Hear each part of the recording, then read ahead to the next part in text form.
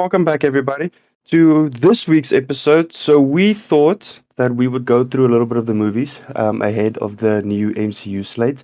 And we ate our meat before our veggies a little bit with this one because we are doing Blade first. How are you, Merlin? Sorry, bro. You're here as well. Yeah, no, I'm good. I'm good. I'm listening. We're doing Blade. We Um, are uh, doing good. So this is an interesting one for me because I don't know how often you go back to movies of your childhood, but more often than not, nostalgia plays a bigger role. I'll give you an example. For years, I've been telling people to watch Snakes on a Plane because, as a first time viewing, it's a very entertaining movie.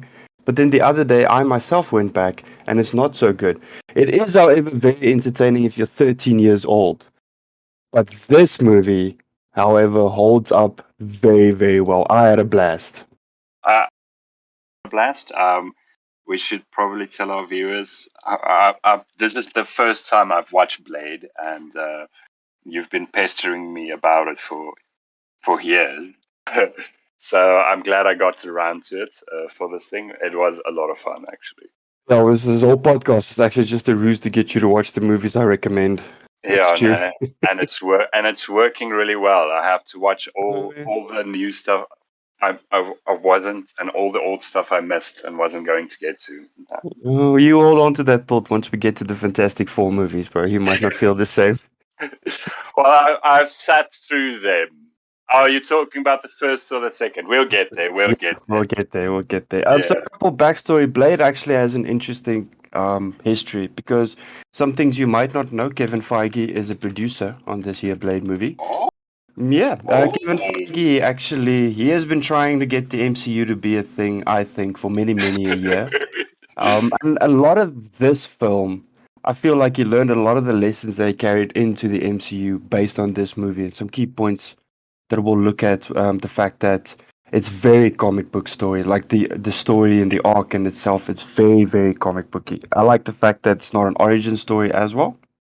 Oh yeah, it's very nice. I didn't even see that until you mentioned it. But it was great that it wasn't an origin story. I mean, well, it's fair that you get some of his origin. Well, you get just enough You get for the relevance of this movie, I yeah. think.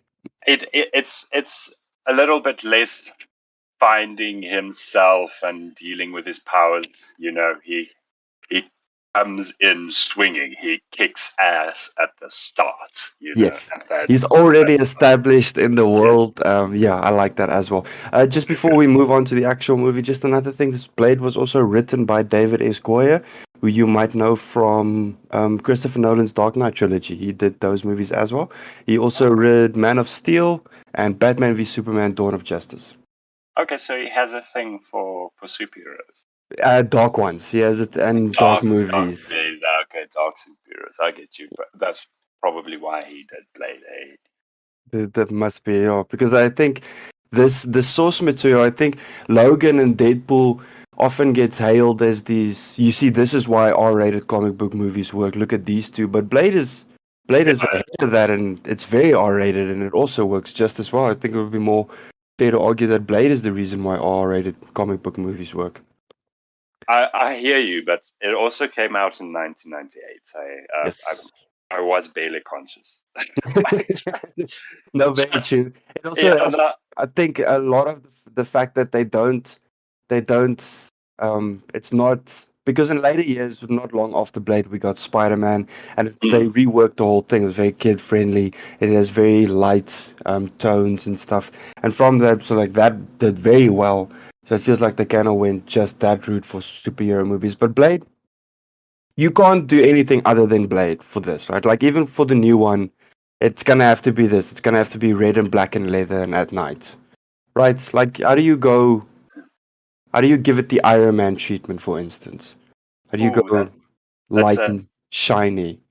that's actually a tough one because we think about vampires differently since the 90s, like how we portray them and things like that. We shy away from cheesy things for the most part. Also Things like true, because these vampires yeah, aren't individuals like we have them today. You have like it's yes, more like a plague or virus. yeah, and it's actually exactly the aesthetic. Blade. This Blade, old school Blade is exactly the aesthetic of the fourth edition of Vampire the Masquerade and the Vampire Masquerade Bloodlines game that came out in 2000 and who cares? 2004. But it's exactly it's that grungy, gothy, cyber ravey mixture that's like they use to represent the dark and the night creatures. I flippin' enjoyed it so much.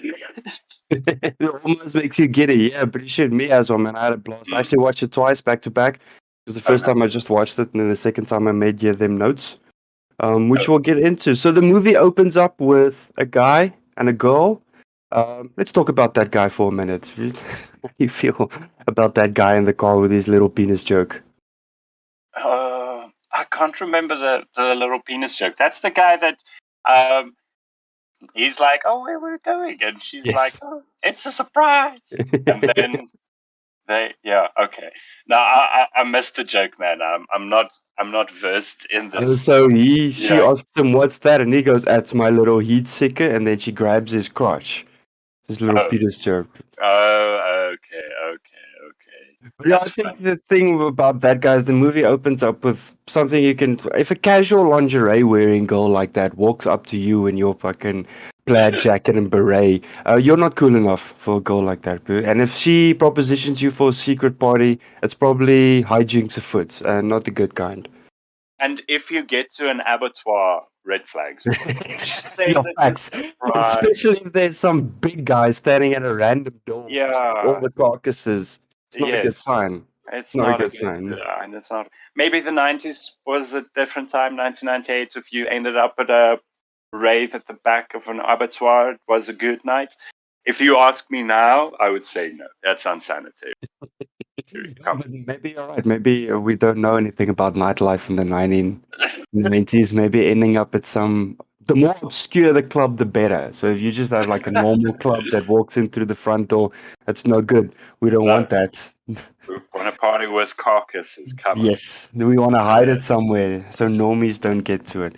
But Yeah. yeah, so the opening sequence very iconic. I think most people, if they think of Blade, think of just this Oh, scene, yeah, the it is. club scene, just too cool, very shocking, very visceral. Especially the first time you see it, it's like, oh, but it also the reason I like it, it makes perfect sense. Like Yeah. vampires, I think are also it's a very sexual element when it comes to vampires.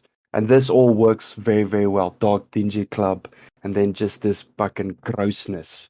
Because they are very, these vampires specifically, no suave, no swagger, no elegance, no high tea, Yeah. nothing. These aren't your interview with the vampires.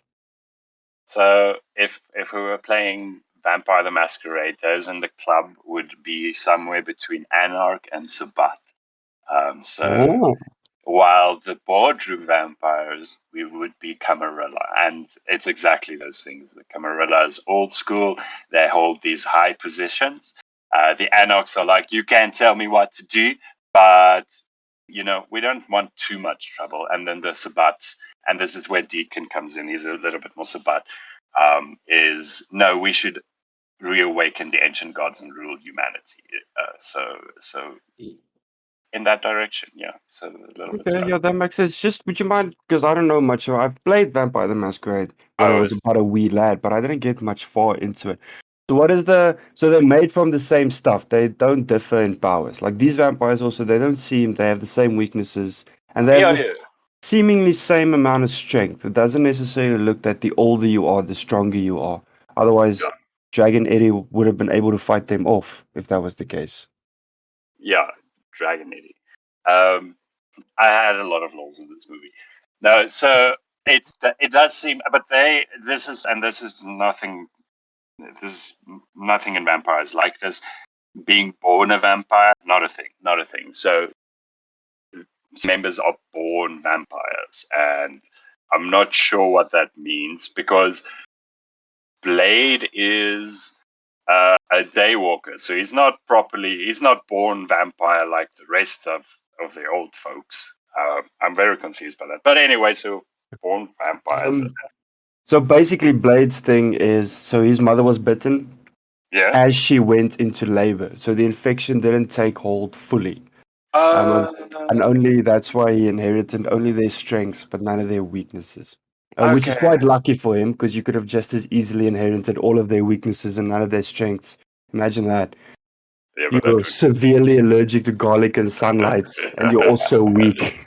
I can only imagine a Napoleon Dynamite-like story for that. Yeah, actually, them as a parody, that might actually been pretty cool, Yes. narrating all their weaknesses. Then we get Blade in the scene in the club scene for the first time we ever look at him. Mm, I mm, especially like that little whisper, how they all go quiet, the music stops, and there's even one guy that says, Jesus, that's him. I like that. That's initial, okay, he is feared, he is mm. recognized. But, I mean, obviously, to be recognizable, look at the way he fucking dresses. I mean, that's, you'll be able to pick that out in the lineup, you know what I mean? That's Even in our world, he'll be very recognizable. very recognizable. So I like that. Then we get some act. This is where the movie, like, a little bit. The CGI in it is very 90s, so it is a little bit old. But I have noticed if they don't linger on the death animations for the vampires too much, it still looks very good. It's only like a few, the guy he staples to the wall, for instance, they linger on that, him turning to ash, and then you can see a little bit through the cracks there. But the rest of it still looks good. It's all very practical, of course, so lots of practical special effects, lots of stuntmen, lots of jumping around on wires and whatnot. Very little of it is CGI, and I think that helps in the Mm. aging of it because all of it, it's still very tangible, real. That's a real set, that's a real outfit, that's a real sword. See what I mean? I can actually just take this movie and just remake it, but only improve the graphics. What do you call that? Remaster, I guess. Remaster it, and I would be Remaster. happy. Yeah, it would work because this is a near Yeah, perfect comic book movie. The yeah, things it's very. I like but we'll get to it in a second. So we go from the club scene, then some hijinks, blah blah blah. We get a goal, which is not a love interest. I also kind of like that. I really like the fact that Blade doesn't have any clear-cut love interest because why would he? That guy can't carve any time out for you. He's not coming home with flowers. You know what I mean? It's not. Yeah, but very lucky that the first girl he does bring home is a blood witch, a hematologist. How Very very lucky for him. what Yeah. luck? Yeah, what a keeper. I, I must say I do enjoy that she isn't a love interest and that a lot of the crucial plot points in the story is because of her and her knowledge and skills and stuff like that and decisions Mm. she makes. It is really good.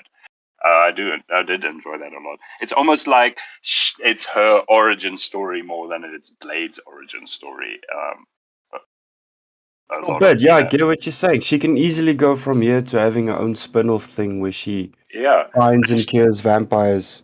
And Go. she's obviously the audience stand-in. She's the one Mm, that mm, gets mm. explained to, and that if there's a tense situation, where you as a normal person would feel underpowered, that's where she feels underpowered as well. For at least the start of the movie, she does become strong and independent by the end of it. Um, No, very valid. She does. It's yeah. absolutely true. I agree with you 100%. She, in the beginning, she's scared, as you should be. It's an entirely different world and whatnot. But then she learns, and I like her and Whistler working together. I think that's very fun. I like them telling each other stories.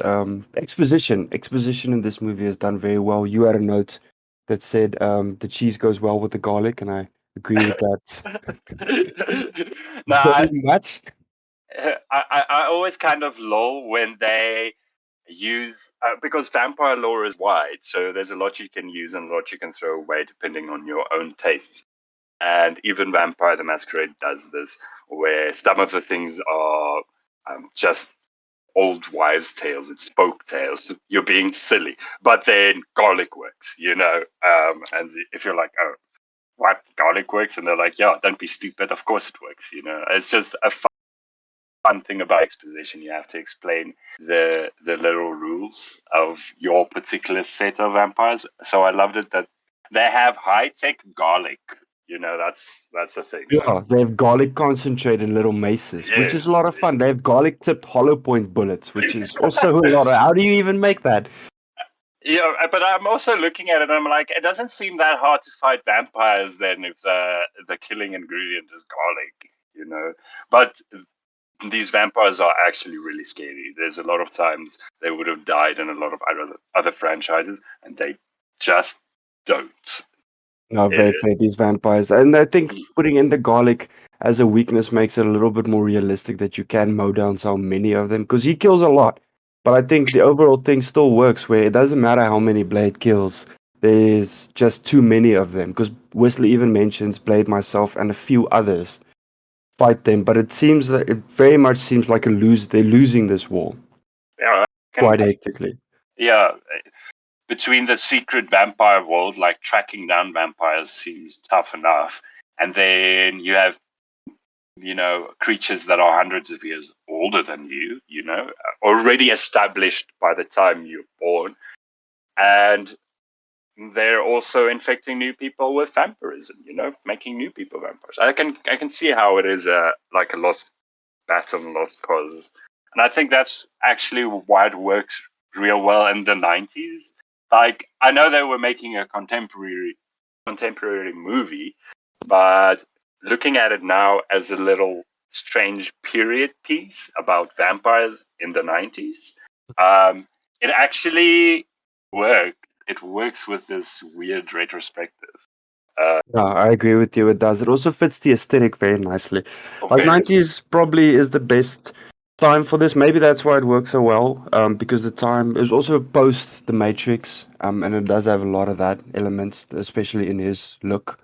oh Even though I know Blade looks like that from the comic books, but still, we're talking only about the movie and the culture at the time. Yeah, it makes sense that at the time it is a little retrospective. It's like a little time capsule almost for what a 90's movie is because it yes. does look very, even in the cinematography, it's widescreen and it's very dark and dingy. And I like the fact that they show the city as it is and not necessarily this idyllic version of it with the Blade and just just a little past the opening sequence. He walks to his car after he escapes the cops and firemen coming in. And you just see papers and stuff flying around. And then later, when it's during the day, it's still everything's still dirty. I kind of Yeah, like that because you won't see that today. If they show you New York City today, it's skyscrapers and sunlight and glinting windows and blah blah blah. It's not streets and dirty and people just mowing over each other to get somewhere. I also like the fact that nobody notices Blade and Blade knows this. Blade has this. He has the realization that what he does is very thankless because he walks around in open air with that outfit on and no one looks twice at him. yeah, but everybody's like, look at this Yeah, weirdo. just look at this guy. It's fine. It's fine. It's like the 10th one I've seen today. Exactly. There's New York, baby. You see Yeah, anything dude. here. Yes. How do you feel about sunscreen letting vampires lol, survive in daylight? lol, sparkly vampires. Sparkly vampires indeed, man. I didn't know they were making that joke, but they were. The timeline. This is the timeline we are in. In 1998, they made a Twilight reference. I love They saw it. ahead of time, bro. They knew it was They're coming. on the cutting edge of vampires. Definitely. No. Ah, it's a really rough thing for me. Okay, having vampires be immune to sunlight is the first thing I start with. Is they drink blood and they die in sunlight. That is, you can change the rest for me, right? But those two things are so important to me. They have And to be constant. I hear you. It does yeah, have to be. But it's not a they do also say in this movie that it's not a permanent solution. They can only buy themselves like a couple of minutes and and they then it don't use runs it. out. Yeah, and they don't use it that often, They so don't use it I often. don't I don't die for it. And it's But not like everyone. There's not like all. There's only yeah, Deacon that does it. Deacon does it yes, once on his own, and his crew does it. But even when they kill Dragon Eddie, they put on sunscreen, but they also wear like helmets and stuff yeah, I saw to that. block out the sun. So maybe it's not. Yeah, It's definitely not something that's permanent. Or maybe everyone else doesn't do it because it's so risky, and Deacon is just he doesn't he's care. He's a little bit more yeah, maverick. he's about crazy, man. I'm telling He's you, about crazy. he's about crazy, man. It's also the I other thing that I want to talk about a little bit is how does Deacon fit in? Because according to this movie, the nightclub idea is his idea. So these huge vampires don't come together in groups like this, and it's making them vulnerable because Blade finds these groups and then kills the groups, but Deacon just keeps doing it. So he's also going from the start. He's going against vampire rules and tradition, but he seems to be accepted into that very prominent house as a member because he's called in. Maybe he's just an associate. But then when he Uh, kills Dragon Eddie, nothing happens to him. Do you see what I mean? It feels like, yes. Do you think it's just because all the younger vampires are rallying behind him, so they're a little bit scared to take him on for this inter-house war, maybe? Because I think if there's one house, there has to be more. There has to be more. okay. So I guess there's more houses. What was your question again now? How does Deacon fit in? Like, he Okay, seems okay, to have a lot of power, but he's not born. He wasn't born a vampire, so he was made. okay. Yeah, because he was made, he wasn't born a vampire, but he has a lot of support now from his crazy clubs, and I'm guessing they have like loose standards on turning people, so probably bolstering their numbers. Yeah, and I honestly think the ballroom vampires are just there to make him look scarier. Um, I got this in the movie as well. I was a little bit. I'm looking at it. I'm like, why are why is this main guy such a pushover? Especially because the establishing shot of this guy is like this intensely powerful. But Yeah, this head of the table and all of that. but this youngling twat is touching your face. No man, Yeah, give him a speaking slap. out of turn. Yeah, Yeah, speaking out of who turn, cares? openly disrespecting you. That Yeah, was a little bit weird as well, but it makes sense what you're saying. Maybe they're just there to make Deacon seem a little bit more scary to us. and the rest of them are MacGuffins in Yeah, no, definitely. They're just in the tools. Yeah, finale. Yeah, yeah, they are so MacGuffins.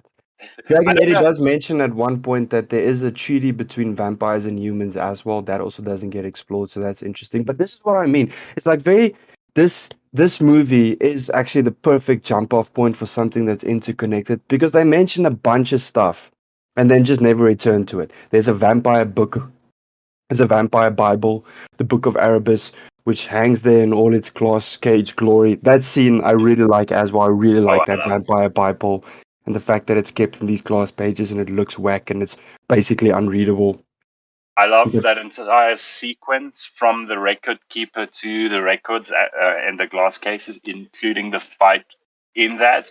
I think in my head I rearranged some of the parts for my for a game, for myself. But see, an interesting idea here would be that one of these two groups, probably the bad guys, are very hesitant to destroy the book. That would have been an interesting like twist on the fight. But beyond that, that entire sequence is brilliant. I love that it's an entire interesting thing you mentioned now segment. because the vampires that he like specifically Deacon's group, they don't seem too worried about that book. They don't give They a don't fuck. care. They No, no, throw him that's through it, they kick at it, they an- break the glass. ancient eldritch secrets. It's in my way. I want to cut someone. Yeah, in fact, they do handle it like that. But it could also be because they are in the know, so they know what's going to happen. Maybe the Vampire Bible isn't as important in the coming of I La Magra, as they call him. Yeah, it's We'll either get to that in a second.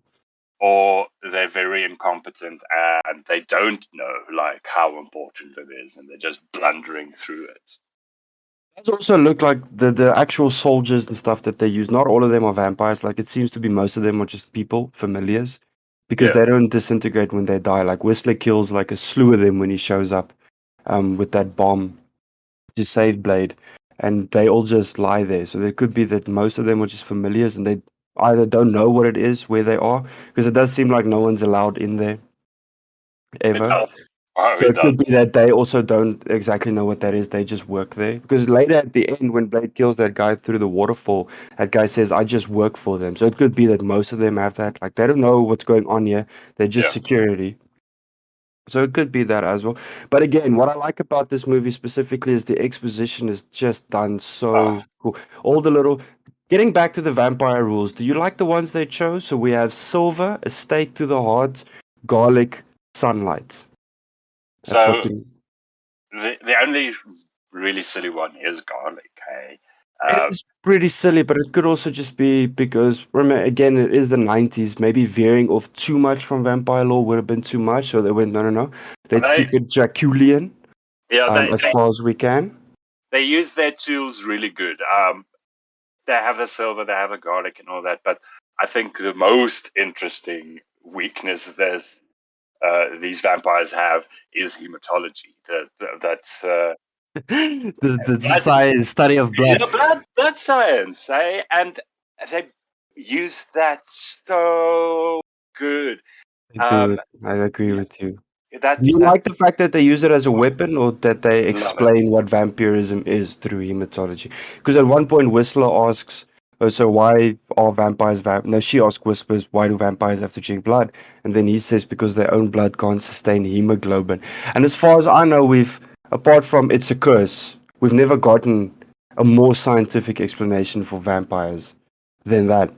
I know, I think it works. I think it's believable. I think in the particular setting that we are in, it works really well because there is a blurring between science and magic in this one, and what I would like to call cybermy, which it's not something that's unheard of. It's really nicely done in this one where so yeah, for instance, silver hurts them, but they make it into proper rounds and have a little space gun that shoots them. Mm. I do like where Blade is uh, telling her that this won't cure me, and she's like, "I didn't say it's gonna cure you. Okay, you can blow up some vampires with it." You would assume that she would cure Blade's vampirism if you met her at the first, but they did something different with it. They made a little tool and weapon for him, and once again, established it really well. Used their tools so good. I'm so in love with this Uh, movie, actually. I also, so you're referring to EDTA, that blue stuff in the vial specifically. This is also a credit to the movie because, again, Deacon and them know that Blade has a serum. But later, when they Mm. catch him, they offer him some of that EDTA. And Blade's like, oh, you might want to try some. You might like it yourself.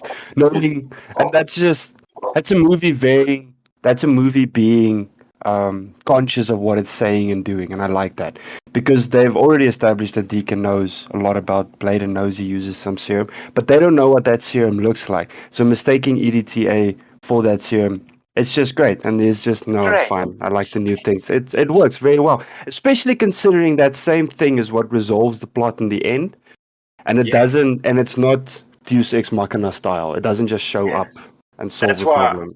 that's why I don't mind them explaining vampires and using hematology and anything like that because they took the time.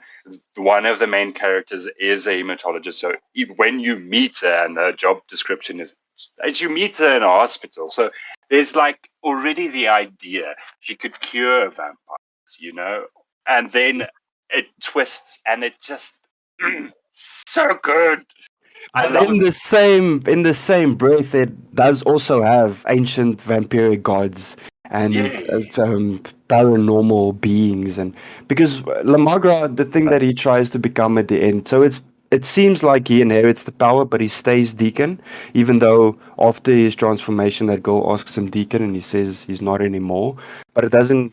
We don't spend a lot of time with the Blood God. We just basically have him so he can be killed, which is also done with the most beautiful 90s one liner you can ever have. Some motherfuckers always try and skate uphill, which is just gold. But that's also the other thing about Blade that I like is he's not necessarily there to save people. He's there to kill vampires. Yeah. And he feels like, okay, so we know that he has no respect for familiars and doesn't mind killing them. But do you think Blade, it also doesn't look like he allows for a lot of collateral damage. Like he saves that goal. He does try and take a shot at Deacon, and then when Deacon throws that little girl into the street, he does not go after Deacon to save her. I think they put that in to show he is still a good guy, but make no mistake, like he is very singular in his objective. Oh, it's actually on the edge of my seats to see who he's going to chase there. I do think it's to show that he was becoming a little bit more human by the end. Because his lady friend was teaching him how to have a heart. True. But she has that line and everything. A dead heart or cold heart's a dead heart Yeah, or a cold whatever. heart is a dead heart, you know? Beautiful. Beautiful. Yeah. Couple of bonus things I like. I like the world you live in quote very much. I say that to my girlfriend every now and again when she wants me to wash the dishes or whatever. I tell her that the world that she lives in is a sugar coated topping, and there's the real world beneath it. Oh, that is hilarious. I actually enjoyed that line a lot. They're calling out their own fantasy or serialism, in this thing. It's really nice. I can't believe you used that line on your girlfriend. Does it make her angry? No, she hates it. Oh, in time she's come to accept it, but yeah, she's not the biggest fan. I just think you can say it for everything, man. Guy in a line cuts in front of you, you can just tell him the world you live in is a sugar coated topping. Your bank loan gets what's the word, denied. You can tell them as well. The world they live in is a sugar coated topping. It just works. I like the fact It's that the good. very first guy he saves, there's a little snarl, like he's upset he wasn't bitten, so he can kill him as well. Oh Um, yeah. and the last thing I really like is a little ad lib that doesn't really add anything to the movie is the fact that his casual clothes when he's out and about running errands is exactly the same as his tactical gear, except he doesn't feel the need to wear the bulletproof things. Like he only has those two outfits. I really like that as well. Oh, and actually, I'm lying to you. There's one more. I like the little Zen prep before the final battle as well. I like the fact that he's making his own bullets. I'm a huge fan of a montage. You always get me with a montage. So if you show me a guy making bullets and sharpening a sword, I'm there for it.